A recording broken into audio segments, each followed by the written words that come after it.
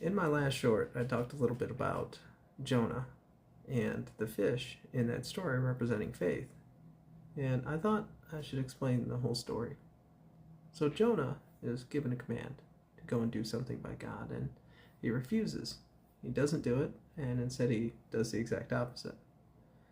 Now, when he does that, he's cast into a terrible storm that threatens him and the lives of all the people around him until those people toss him overboard, and he's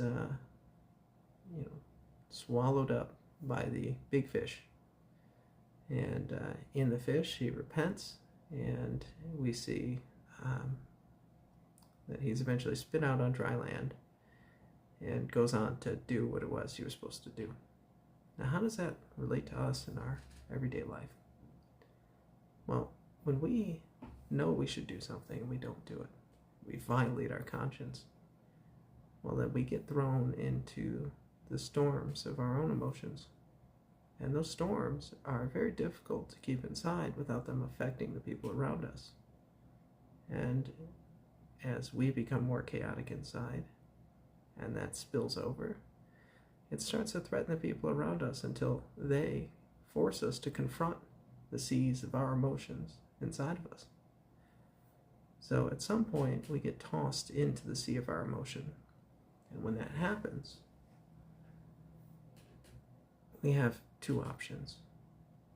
We can repent, which is what Jonah did.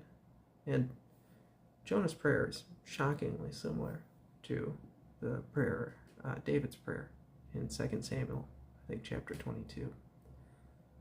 But regardless, we can repent and we can feel our shame.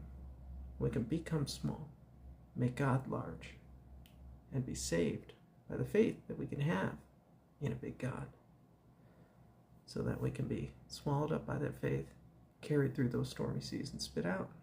Or,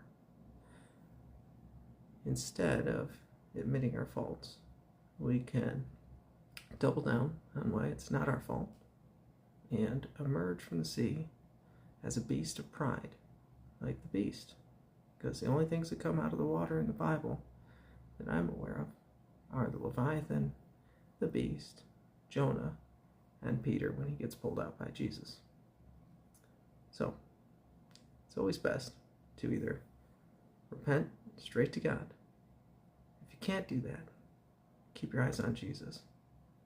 But don't ever double down in your pride.